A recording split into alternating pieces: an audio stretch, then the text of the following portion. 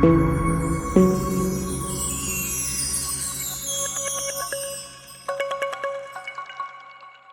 વિદ્યાર્થી મિત્રો, સ્વાગત છે દરેક મારા ભાઈઓ બહેનોનું સફલમ પર. ગણિત માથાનો દુખાવો, બરાબર ને?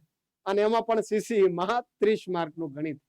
ઘણા બધા ગુજરાતના મારા ભાઈઓ બહેનો વર્ષોથી ગણિત શીખવાનો અભ્યાસ કરી રહ્યા છે, આવડે પણ છે ક્લાસરૂમમાં તો, પરંતુ જ્યારે બધા ચેપ્ટરો ભેગા થાય છે ત્યારે કોન્સેપ્ટો મિક્સ થઈ જાય છે. આ ગુજરાતના દરેક વિદ્યાર્થીને પડતી સમસ્યા છે, જેવું છેલ્લા 6 વર્ષથી જોઈ રહ્યો છું. આપના માટે ગણિત શીખવાનો એક નવો અધ્યાય, એક નવો પ્રારંભ તમે મારી પાછળ વાંચી શકતા હશો. Ultimate concept. તો વિદ્યાર્થી મિત્રો, શું છે અલ્ટિમેટ કોન્સેપ્ટ?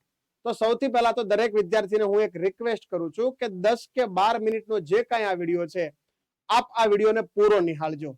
તમારો ગણિતને જોવાનો અભિગમ બદલાશે એની હું ખાતરી આપું છું.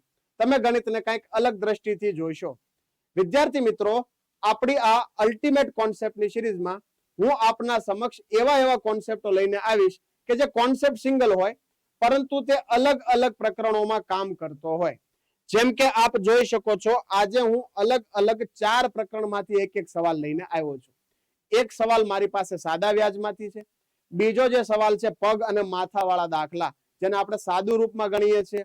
ત્રીજો સવાલ જે મારી પાસે છે વિદ્યાર્થી મિત્રો, એ નફો ખોટનો એક સવાલ છે. એક સવાલ મારી પાસે સમય અને અંતરનો છે. તમે કહેશો સાહેબ, 4 અલગ અલગ પ્રકરણ છે અને એક કોન્સેપ્ટ 4 પ્રકરણમાં કઈ રીતે કામ કરે? તો બસ એ જ જોવાનું છે. વધારે સમય બગાડ્યા વગર ચાલો ભણવાનું શરૂ કરીએ. પહેલો સવાલ વિદ્યાર્થી મિત્રો, એક વ્યક્તિએ ₹7,000 માંથી કેટલીક રકમ 6% વ્યાજે લોન પર આપી, જ્યારે બાકીની રકમ તે 4% વ્યાજે લોન પર આપે છે. બંને લોન પર મળીને વર્ષે ₹320 વ્યાજ મળે છે.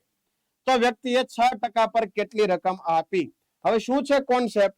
તો પહેલા હું તમને શીખવાડું છું કે કોન્સેપ્ટ કામ કઈ રીતે કરશે.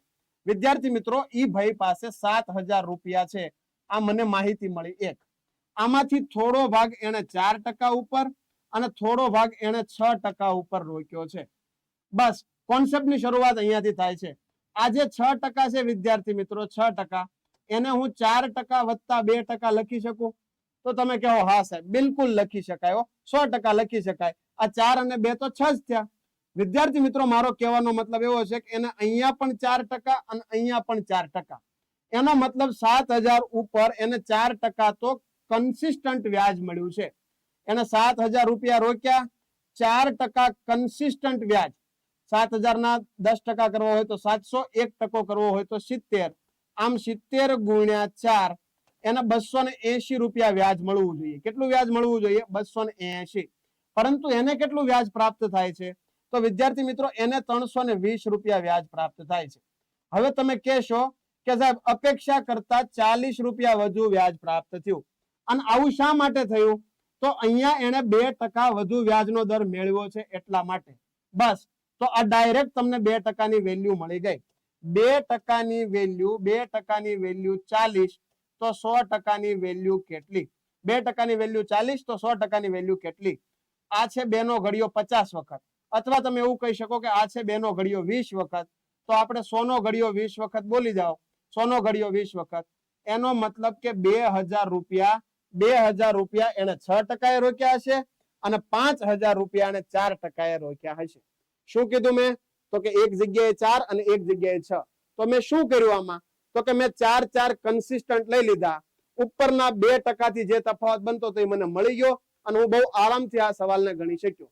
ફરી એક વખત, આ સવાલ ઇક્વેશન બનાવીને પણ થઈ શકે, આ સવાલ મિશ્રણની રીતે પણ થઈ શકે, પરંતુ આ સૌથી આસાનમાં આસાન રીત મેં આપના સમક્ષ મૂકી છે. ફરી એક વખત વિદ્યાર્થી મિત્રો, ₹7,000 અમુક ભાગ 4%, અમુક ભાગ 6%. 4% બંને જગ્યાએ કન્સિસ્ટન્ટ છે. એનો મતલબ ₹280 વ્યાજ એને મળવું જોઈતું હતું. પણ એને કેટલું વ્યાજ મળ્યું? તો કે એને મળ્યું 320.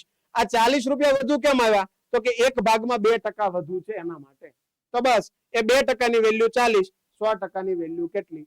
આશા કરીએ દરેક મારા ભાઈઓને આ વાત સમજાય હશે. આ જ પેટર્નથી બીજો સવાલ. એક પ્રાણી સંગ્રહાલયમાં સસલા અને કબૂતર છે. હવે સૌથી પહેલા તો તમને એ વસ્તુ ખબર હોવી જોઈએ, ઘણા બધા વિદ્યાર્થીઓને આ દાખલો બીજો એક કોન્સેપ્ટથી પણ આવડે છે કે આપણે પગ ભાગ્યા 2 કરીએ ઓછા માથા કરીએ, બરાબર છે, એટલે આપણને 4 પગ વાળા મળશે. પણ હું એના કરતા પણ સારો કોન્સેપ્ટ આપના સામે મૂકું છું, ધ્યાન લગાડો એના પર. હું એમ કહેવા માંગુ છું કે સસલું હોય કે કબૂતર હોય, સસલા છે અને કબૂતર છે, બધાને માથું તો એક જ હશે, બધાને માથું તો એક જ હશે, પણ કબૂતરને 2 પગ હોય, જ્યારે સસલાને 2 + 2 એમ 4 પગ હોય. સસલાને 2 + 2 એમ 4 પગ હોય, બરાબર છે. ચાલો તો હવે આપણે ગણીએ. માથાની સંખ્યા 200 છે, આ બંનેના હેડ આપણે ભેગા કરીએ તો 200 છે, 200, બરાબર છે. અને પગની સંખ્યા ગણીએ તો 580 થાય છે. મેં બધાને જો 2 પગ હું ગણું, બધાને જ 2 પગ હું ગણું તો 400 પગ થાય છે, 400. પણ અહીંયા પગ કેટલા આપ્યા છે? તો કે અહીંયા પગ આપ્યા છે 580. આજે 180 પગ વધે છે, શા માટે? કારણ કે સસલા પાસે 2 પગ વધુ છે. 180 ભાગ્યા 2 કરું, 180 ભાગ્યા 2 એટલે ડાયરેક્ટ ખબર પડી જશે કે 90 સસલા હશે. કેટલા સસલા હશે? 90. હવે 200 માથા છે, 200 માથા, એમાંથી જો 90 માથા સસલાના હોય તો 110 માથા કબૂતરના હશે. સેમ કોન્સેપ્ટ, ઈનો ઈજ કોન્સેપ્ટ જે આપણે આગળ લગાડ્યો, સેમ કોન્સેપ્ટ મેં અહીંયા લગાડ્યો છે કે કબૂતરને 2 પગ હોય, સસલાને મેં 2 + 2 લખી નાખ્યા. પછી મેં 200 એ 200 પ્રાણીના 2 પગ ગણ્યા એટલે 400 આવ્યા. પગ છે 580. આ 180 પગ વધે કેમ છે? કારણ કે સસલા પાસે 2 પગ વધુ છે. તો બસ 180 ભાગ્યા 2 કરો એટલે ડાયરેક્ટ તમને સસલાની સંખ્યા મળે. માથામાંથી બાદ કરો એટલે તરત કબૂતરની સંખ્યા મળે. કોન્સેપ્ટ એકનો એક જ છે.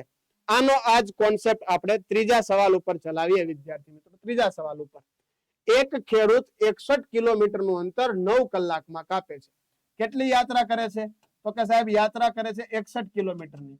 અને કેટલી કલાકમાં કાપે છે? તો 9 કલાકમાં તે આ યાત્રા પૂરી કરે છે, 9 કલાકમાં. તે થોડું અંતર 4 કિલોમીટર પ્રતિ કલાકની ઝડપે પગે ચાલીને તથા બાકીનું અંતર સાયકલ પર 9 કિમી કલાકની ઝડપે કાપે છે. તો તેને પગે ચાલીને કેટલી મુસાફરી કરી? સાંભળજો. જ્યારે એ ચાલતો જાય છે, જ્યારે એ ચાલતો જાય છે ત્યારે એની સ્પીડ કેટલી હોય છે? 4.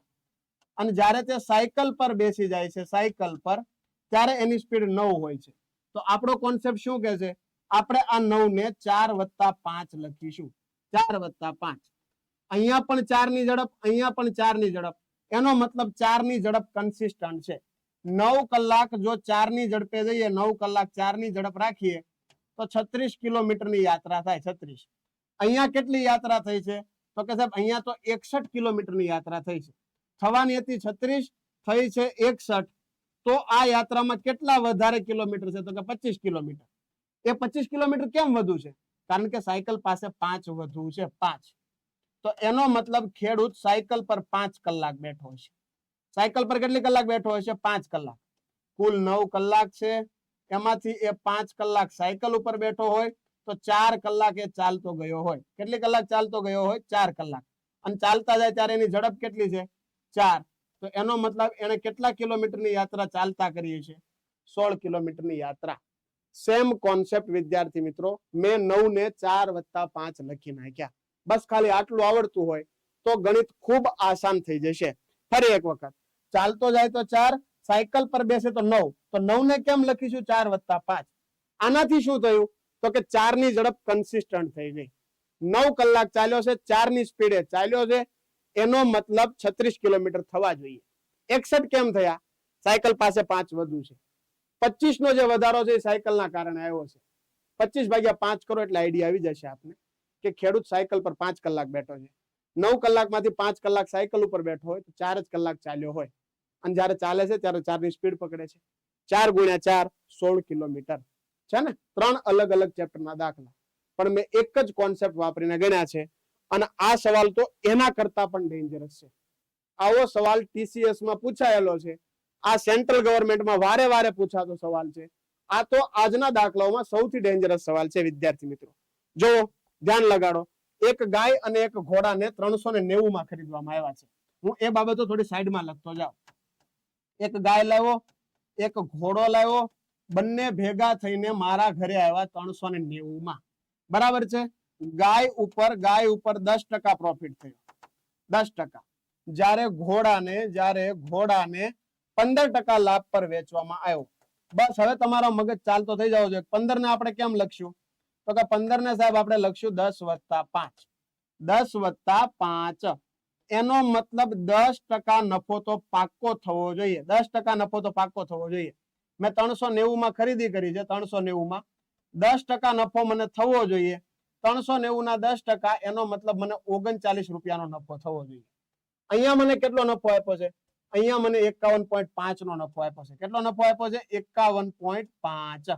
51.5. મને નફો થવો કેટલો જોઈતો હતો? તો કે 39. આ જે 12.5 રૂપિયાનો વધુ નફો થાય છે, 12.5 રૂપિયાનો, એ ઘોડો 5% વધુ લાભમાં લીધો એના માટે થાય છે. તો એનો મતલબ ઘોડાની કિંમતના 5% ઇઝ ઇક્વલ ટુ 12.5. તો ઘોડાની કિંમત 100% જોતી હોય, 100%, 5 નો ઘડિયો 20 વખત, 12.5 નો ઘડિયો 20 વખત, એનો મતલબ ઘોડાની કિંમત છે 250. 250. બંને પશુ 390 માં ખરીદ્યા. એમાંથી ઘોડો જો 250 નો હોય તો 140 રૂપિયાની ગાય હશે. 140 ની બિલકુલ હશે. અને આ બંનેની ખરીદ કિંમત વચ્ચેનો તફાવત, આ બંનેની ખરીદ કિંમત વચ્ચેનો તફાવત 110 રૂપિયા થાય. કેટલા રૂપિયા થાય વિદ્યાર્થી મિત્રો? 110 રૂપિયા થાય. આપે નિશાળ્યું, આપે મારી સાથે સાથે માન્યું. તમને પૂરેપૂરો હવે અંદાજો આવવો જોઈએ કે આ કોન્સેપ્ટ થી સવાલો કેટલા આસાનીથી ઉકેલી શકીએ છીએ આપણે. બાકી આ સવાલમાં જો આપ સમીકરણ બનાવવા જશો એમાં ખાસો સમય લાગવાનો છે વિદ્યાર્થી મિત્રો. હવે ગણિત ગણતા આવડતું હશે તો કાફી નથી. ગણિતને કેટલા સમયમાં ગણો છો એ પણ હવે બહુ મેટર કરવાનું છે આગળના સમયમાં. તો આશા કરીએ આપને આ બધા કોન્સેપ્ટો સમજાયા હશે. હવે આવા ને આવા કોન્સેપ્ટો જો તમારે ભણતું રહેવું હોય, અત્યારે આપણો ટાર્ગેટ છે કે આપણે વીકમાં હું એક આવો કોન્સેપ્ટ વાળો વિડીયો મૂકીશ. પરંતુ જો આ વિડીયોને આપે 10,000 વ્યૂ સુધી પહોંચાડી દીધો, એમાં 2,000 લાઈક અને 500 કમેન્ટ આવી, તો આપણે વીકમાં 2 આવા વિડીયો મૂકવાનું શરૂ કરીશું વિદ્યાર્થી મિત્રો. અને હા, જે કોઈ ભાઈઓ આ વિડીયો પહેલી વખત મારી પાસે ગણિત ભણી રહ્યા છે એમને મારે જણાવવાનું કે અમે યુટ્યુબ પર 75 દિવસ રોજે રાત્રે મેથ્સ અને રીઝનિંગ ફ્રી ભણાવવાનો એક નાઇટ લેમ્પ બેચ શરૂ કરેલો છે. જો એના સાથે આપ ના જોડાયા હો તો અચૂકથી જોડાજો. અને હા, એક દાખલો આપે મને હોમવર્કમાં કરીને પણ કહેવાનો છે. આ જ પેટર્નથી આ સવાલ હોમવર્કમાં કરી એનો જવાબ કમેન્ટ બોક્સમાં જણાવવાનો છે. કોન્સેપ્ટ તમને કેવો લાગ્યો એનો પણ આપે પ્રતિભાવ આપવાનો છે. મળીએ વિદ્યાર્થી મિત્રો ફરી આવા કોન્સેપ્ટ સાથે ઝડપથી. ત્યાં સુધી જય હિન્દ.